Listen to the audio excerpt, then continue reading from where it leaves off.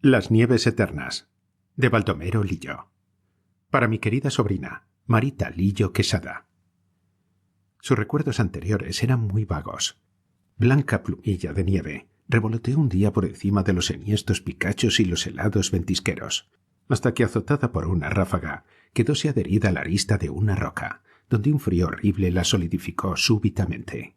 Allí, aprisionada, pasó muchas e interminables horas. Su forzada inmovilidad aburríala extraordinariamente. El paso de las nubes y el vuelo de las águilas llenábanla de envidia, y cuando el sol conseguía romper la masa de vapores que envolvía la montaña, ella implorábale con temblorosa vocecilla: «Oh, Padre Sol, arráncame de esta prisión, devuélveme la libertad». Y tanto clamó que el sol, compadecido, la tocó una mañana con uno de sus rayos, al contacto del cual vibraron sus moléculas, y penetrada de un calor dulcísimo, perdió su rigidez e inmovilidad, y como una diminuta esfera de diamante, rodó por la pendiente hasta un pequeño arroyuelo, cuyas aguas turbias le envolvieron y arrastraron en su caída vertiginosa por los flancos de la montaña. Rodó así de cascada en cascada, cayendo siempre, hasta que, de pronto, el arroyo, hundiéndose en una grieta, se detuvo brusca y repentinamente. Aquella etapa fue larguísima. Sumida en una oscuridad profunda, se deslizaba por el seno de la montaña como a través de un filtro gigantesco. Por fin, y cuando ya se creía sepultada en las tinieblas para siempre, surgió una mañana en la bóveda de una gruta. Llena de gozo, se escurrió a lo largo de una estalactita y, suspendida en su extremidad, contempló por un instante el sitio en que se encontraba. Aquella gruta abierta en la roca viva era de una maravillosa hermosura. Una claridad extraña y fantástica la iluminaba, dando a sus muros tonalidades de pórfido y alabastro. Junto a la entrada veíase una pequeña fuente rebosante de agua cristalina. Aunque todo lo que allí había le pareció deliciosamente bello, nada encontró que pudiera compararse con ella misma. De una transparencia absoluta, atravesada por los rayos de luz, reflejaba todos los matices del prisma. Ora semejaba un brillante de purísimas aguas, ora un ópalo, una turquesa, un rubí o un pálido zafiro. Henchida de orgullo, se desprendió de la estalactita y cayó dentro de la fuente. Un leve roce de alas despertó de pronto los ecos silenciosos de la gruta, y la orgullosa gotita vio como algunas avecillas de plumaje negro y blanco se posaban con bulliciosa algarabía en torno de la fuente. Era una bandada de golondrinas. Las más pequeñas avanzaron primero. Alargaban su tornasolado cuellecito y bebían con delicia, mientras las mayores, esperando pacientemente su turno, les decían: «Bebed, hartaos, hoy cruzaremos el mar». Y la peregrina de la montaña veía con asombro que las gotas de agua que la rodeaban se ofrecían al parecer gozosas a los piquitos glotones, que las absorbían unas tras otras, con un glu-glú musical y rítmico. «¿Cómo pueden ser así?», decía. «Morir para que esos feos pájaros apaguen la sed. ¡Qué necias son!». Y para huir de las sedientas estrechó sus moléculas y se fue a fondo. Cuando subió a la superficie, la bandada había levantado el vuelo y se destacaba como una mancha en el intenso azul. «Van en busca del mar», pensó. «¿Qué cosa será el mar?». Y el deseo de salir de allí, de vagabundear por el mundo, se apoderó de ella otra vez. Rodeó la fuertecilla buscando una salida, hasta que encontró en la taza de granito una pequeña rasgadura, por donde se escurría un hilo de agua. Alegre se abandonó a la corriente, que engrosaba sin cesar por las filtraciones de la montaña. Concluía por convertirse al llegar al valle en un lindo arroyuelo de aguas límpidas y transparentes como el cristal. ¡Qué delicioso era aquel viaje! Las márgenes del arroyo desaparecían bajo un espeso tapiz de flores. Violetas y lirios, juncos y azucenas se empinaban sobre sus tallos para contemplar la corriente y proferían, agitando coquetonamente sus estambres cargados de polen: «Arroyo, la frescura que nos da vida, el matiz de nuestros pétalos y el aroma de nuestros cálices. Todo te lo debemos. Deteneos un instante para recibir la ofrenda de tus predilectas».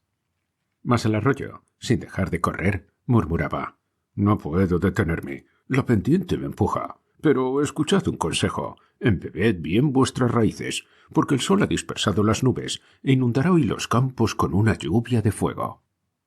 Y las plantas, obedientes al consejo, alargaron por debajo de la tierra sus tentáculos y absorbieron con ansia la fresca linfa.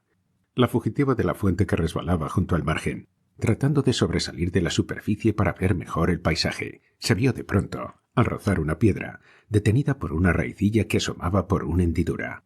Una violeta, cuyos pétalos estaban ya mustios, se inclinó sobre su tallo y díjole a la viajera: «Hace 2 días que mis raíces no alcanzan el agua. Mis horas están contadas. Sin un poco de humedad, pereceré hoy sin remedio. Tú me darás la vida, piadosa gotita, y yo, en cambio, te transformaré en el divino néctar que liban las mariposas, o te exhalaré al espacio convertida en un perfume exquisito».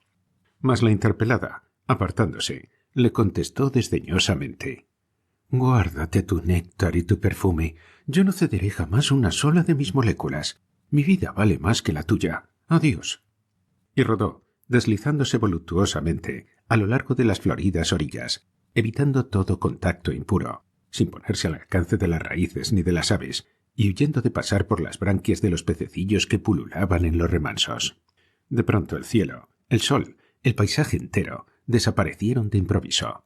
El arroyo se había hundido otra vez en la tierra y corría entre tinieblas hacia lo desconocido.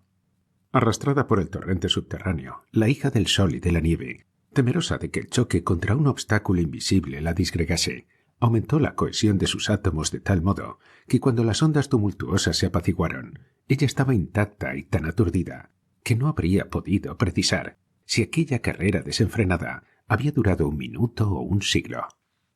Aunque la oscuridad era profunda, conoció que se encontraba sumergida en una masa de aire más densa que la del arroyo, y en la cual ascendía como una burbuja de aire. Una claridad tenue que venía de lo alto y que aumentaba por instantes, iba disipando paulatinamente las sombras. Subía con la rapidez de una saeta, y antes de que pudiera observar algo de lo que pasaba a su alrededor, se encontró otra vez bajo el cielo iluminado por el sol. ¡Qué extraño! Le pareció aquel paraje.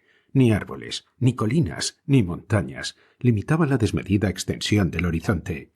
Por todas partes, como fundida en un inmenso crisol, una lámina de esmeralda se extendía hasta el más remoto confín, mientras la vagabunda del arroyo, perdida en la inmensidad, adormecíase sobre las ondas. Una sombra interceptó el sol. Era una pequeña avecilla, cuyas alas rozaban casi la llanura líquida. La gota de agua reconoció en el acto, en ella, a una de las golondrinas que bebieron en la fuente de la montaña. El ave la había visto también, y batiendo sus alitas, fatigadas, díjole con voz desfalleciente: «Dios, sin duda, te ha puesto en mi camino. La sed me hostiga y debilita mis fuerzas. Apenas puedo sostenerme en el aire. Rezagada de mis hermanas, mi tumba va a ser el inmenso mar. Si tú no dejas que, bebiéndote, refresque mis secas y ardientes fauces. Si consientes, aún puedo alcanzar la orilla, donde me aguardan la primavera y la felicidad». Mas la gota solitaria le contestó: «Si yo desapareciera, ¿para quién fulguraría el sol y lucirían las estrellas?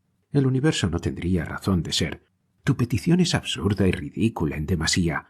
Prendado de mi hermosura, el salobre océano me tomó por esposa. Soy la reina del mar». En balde el ave moribunda insistió y suplicó, revoloteando en torno de la inclemente, hasta que por fin, agotadas ya sus fuerzas, se sumergió en las olas. Hizo un supremo esfuerzo y salió del agua, pero sus alas mojadas se negaron a sostenerla, y tras una breve lucha para mantenerse a flote sobre las salobres y traidoras ondas, se hundió en ellas para siempre. Cuando hubo desaparecido, la gotita de agua dulce dijo grave y sentenciosamente: «No tiene más que su merecido. Vaya con la pretensión y petulancia de esa vagabunda bebedora de aire». El sol, ascendiendo al cénit, derramaba sobre el mar la ardiente irradiación de su hoguera eterna, y la descuidada gotita, que flotaba en la superficie perezosamente, se sintió de improviso abrasada de un calor terrible, y antes de que pudiera evitarlo, se encontró transformada en un leve jirón de vapor que subía por el aire enrarecido hasta una altura inconmensurable. Allí una corriente de viento la arrastró por encima del océano a un punto donde, descendiendo, volvió a ver otra vez valles, colinas y montañas. Sumergida en una masa de vapores que con su blanco dosel cubría una dilatada campiña agostada por el calor, oyó como de la tierra subió un clamor que llenaba el espacio. Eran las voces gemidoras de las plantas que decían: «¡Oh nubes, danos de beber! ¡Nos morimos de sed! Mientras el sol nos abrasa y nos devora, nuestras raíces no encuentran en la tierra calcinada un átomo de humedad. Pereceremos infaliblemente si no desatáis una llovizna siquiera. Nubes del cielo, lloved, lloved». Y las nubes, llenas de piedad, se condensaron en gotas menudísimas que inundaron con una lluvia copiosa los sedientos campos. Mas la gota de agua evaporada por el sol, que flotaba también entre la niebla, dijo: «Es mucho más hermoso errar a la aventura por el cielo azul que mezclarse a la tierra y convertirse en fango. Yo no he nacido para eso». Y, haciéndose lo más tenue que pudo, dejó debajo las nubes y se remontó muy alto hasta el cénit. Pero cuando más embelesada estaba contemplando el vasto horizonte, un viento impetuoso, venido del mar, la arrastró hasta la nevada cima de una altísima montaña, y antes de que se diera cuenta de lo que pasaba, se encontró bruscamente convertida en una leve plumilla de nieve que descendió sobre la cumbre, donde se solidificó instantáneamente. Una congoja inexplicable la sobrecogió. Estaba otra vez en el punto de partida, y oyó murmurar a su lado: «He aquí que retorna una de las elegidas. Ni en polen, ni en rocío, ni en perfume despilfarró una sola de sus moléculas. Digna es, pues, de ocupar este sitial excelso. Odiamos las groseras transformaciones, y como símbolo de belleza suprema, nuestra misión es permanecer inmutables e inaccesibles en el espacio y en el tiempo». Mas la angustiada y doliente prisionera, sin atender a la voz de la montaña, sintiéndose penetrada por un frío horrible, se volvió hacia el sol, que estaba en el horizonte, y le dijo: «Oh, Padre Sol, compadeceos, devolvedme la libertad». Pero el sol, que no tenía fuerza ni calor alguno, le contestó: «Nada puedo contra las nieves eternas. Aunque para ellas la aurora es más diligente y más tardío el ocaso, mis rayos, como el granito que las sustenta, no las fundirán jamás».